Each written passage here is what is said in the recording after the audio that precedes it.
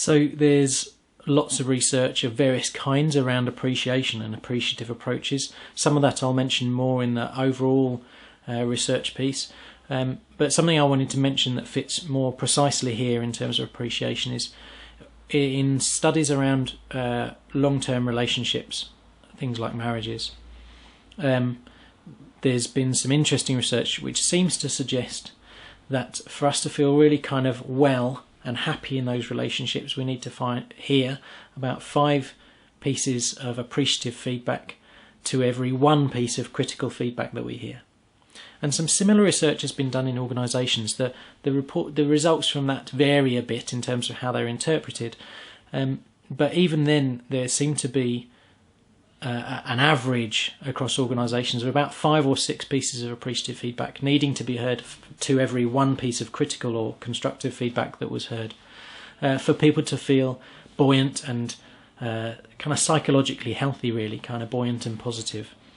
So however hard or soft those results are, both of those studies seem to suggest that we need to hear more appreciation than we hear criticism. And it wouldn't surprise me if many people feel like they hear more criticism than they do appreciation. I certainly know that when I've worked in organisations, if I think in terms of written feedback, where someone's written in to comment on something, the amount of times that they'd write in to complain about something were much greater than the amount of times they'd write in to say how wonderful the service had been. You know, it just seems to be really rare for people to do that. And I don't know exactly what that says about our general social culture, but what I feel confident saying is that I think we all need to hear more appreciation whenever we can and wherever we can get it.